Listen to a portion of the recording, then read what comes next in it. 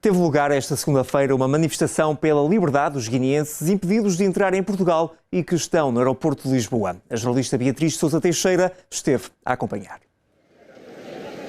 Depois de 41 estudantes guineenses que tinham visto de estudante terem sido impedidos de entrar em Portugal, foi hoje convocada uma manifestação precisamente contra esta decisão e eu vou falar com um desses estudantes. Olá, boa tarde. Já têm mais novidades? Porque é que esses estudantes continuam retidos aqui no aeroporto de Lisboa?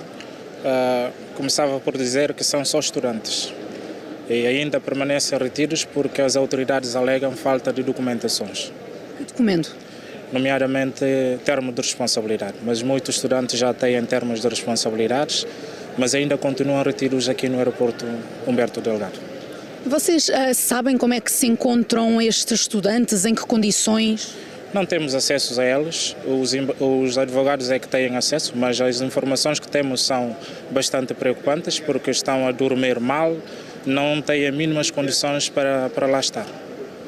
E porquê é que decidiram vir aqui hoje? Qual é o objetivo e o que é que pretendem? O objetivo é exigir a libertação dos nossos colegas, porque são só estudantes e estão cá no âmbito de um protocolo que é de mobilidade académica e, portanto, a razão pela qual estamos aqui a exigir que estejam em liberdade. É lamentável, profundamente lamentável, o que estamos a assistir mais uma vez. Jovens africanos, estudantes com sonhos legítimos, com vistos de estudante legalmente concedidos, foram impedidos de entrar em Portugal. Mais de 40 estudantes da Guiné-Bissau ficaram retidos no aeroporto de Lisboa, sem condições mínimas, privados da dignidade que merecem, tratados como se não fossem pessoas, como se fossem problemas a serem resolvidos burocraticamente. E eu pergunto, como é possível aceitarmos isso em pleno século XXI? Estamos a falar de adolescentes, de rapazes e raparigas que deviam estar a viver um dos momentos mais felizes das suas vidas, o início de uma nova etapa acadêmica. Em vez disso, estão presos num espaço frio de aeroporto, como se fossem criminosos. E enquanto isso acontece na Guiné-Bissau, há mães e pais em desespero. Há famílias que deram tudo para que esses filhos pudessem estudar. Muitos venderam terrenos, outros pediram empréstimos, outros contaram com a ajuda de vizinhos e parentes para comprar uma passagem. Eles não enviaram os filhos para turismo ou luxo, enviaram-nos para aprender.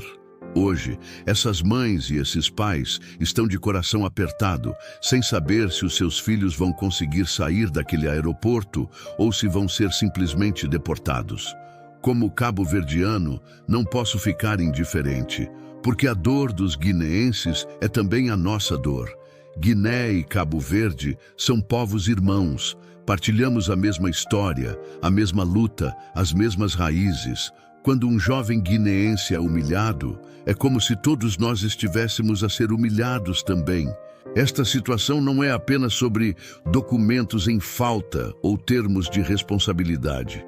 Esta situação é sobre respeito, é sobre dignidade, é sobre até quando vamos continuar a permitir que a juventude africana seja tratada como descartável. Esses estudantes viajaram confiando num protocolo de mobilidade acadêmica, acreditando que teriam oportunidade de aprender, crescer e contribuir para os seus países. Não foram em busca de luxo, foram em busca de conhecimento. E o que encontraram? Portas fechadas, autoridades a questionar a sua legitimidade, humilhação em vez de acolhimento. Dormem em condições precárias, alimentam-se mal, sem acesso livre a advogados ou familiares, como se estivessem a pagar por um crime que nunca cometeram. E a pergunta é inevitável: por quê? Por que razão a juventude africana precisa constantemente de justificar a sua presença no mundo, mesmo quando cumpre todas as regras? E há algo que não podemos ignorar: esses jovens não estão sozinhos. Por trás de cada um deles existe uma família inteira. Existe uma mãe que acorda todos os dias sem apetite porque não sabe se o filho comeu. Existe um pai que passa a noite em claro, a pensar no sacrifício que fez para pagar a viagem. Existe uma avó que se ajoelha em oração, pedindo a Deus que abra caminhos para o neto.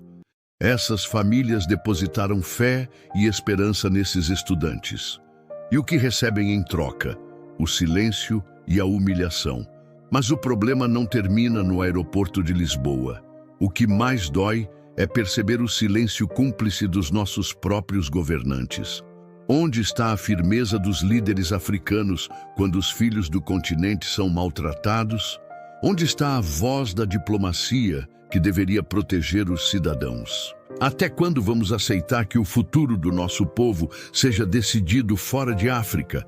É preciso dizer com todas as letras, se os nossos jovens procuram estudar fora, se procuram oportunidades em outros países, é porque em casa não encontram condições.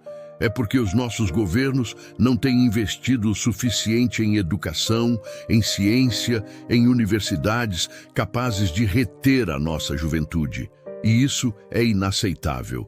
Não podemos continuar a ser um continente que exporta cérebros e importa humilhação.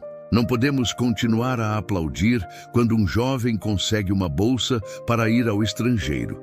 E, ao mesmo tempo, virar o rosto quando esse mesmo jovem é tratado como indesejado. Este caso dos estudantes guineenses mostra-nos uma ferida aberta. Não é apenas sobre eles.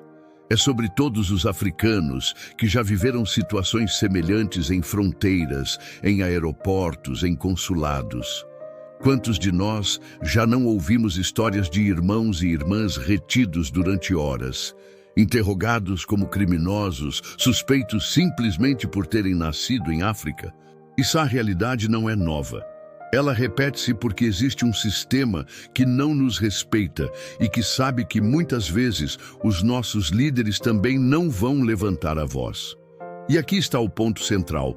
Até quando vamos permitir que a juventude africana seja humilhada?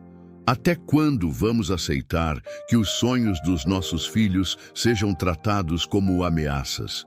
Até quando vamos calar diante da injustiça, esperando que as coisas mudem por si só? É tempo de exigir mais. É tempo de cobrar dos nossos governantes uma postura firme, clara e corajosa. Não basta discursos bonitos em cimeiras internacionais.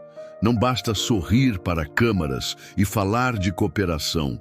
A verdadeira cooperação começa com respeito.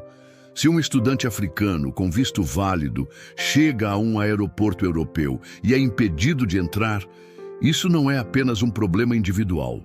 Isso é uma afronta coletiva, é um ataque à dignidade de todo um povo. E nós, cabo-verdianos, não podemos esquecer que já passamos por situações semelhantes. Quantos dos nossos jovens, dos nossos emigrantes, não enfrentaram dificuldades parecidas? Quantos não foram vistos com desconfiança, com preconceito, simplesmente por serem africanos? Por isso, quando hoje vemos os estudantes guineenses a sofrerem, temos de reconhecer que amanhã pode ser qualquer um de nós.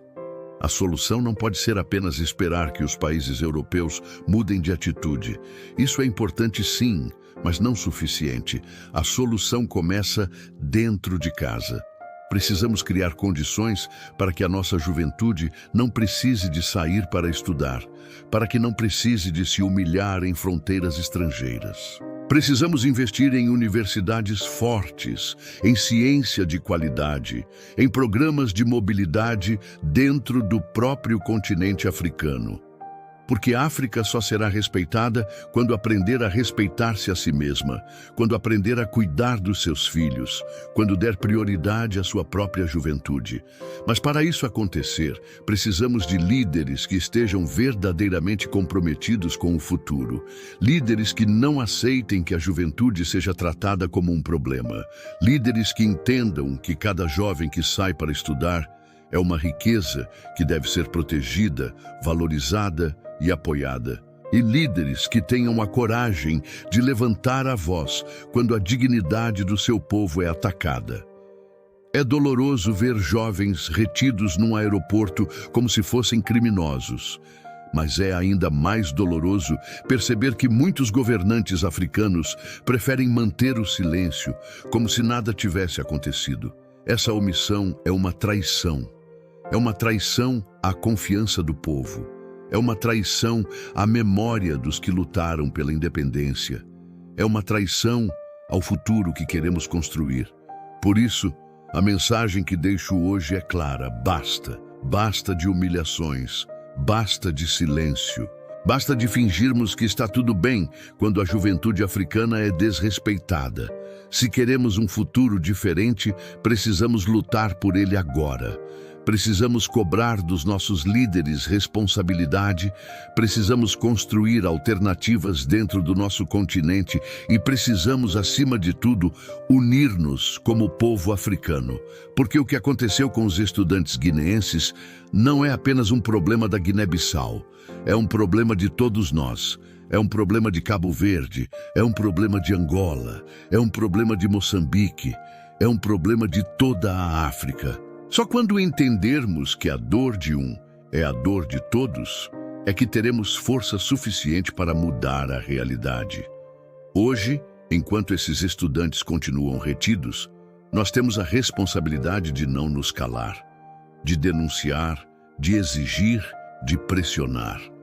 Porque cada minuto em que eles permanecem nessa situação é um minuto de vergonha para todos nós. E aqui está a pergunta que deixo para ti, que estás a assistir a este vídeo. O que é que os nossos governantes deveriam fazer para impedir que isto volte a acontecer? Devem continuar calados? Ou devem levantar-se com firmeza e dizer que não aceitam mais esse tipo de tratamento contra a juventude africana?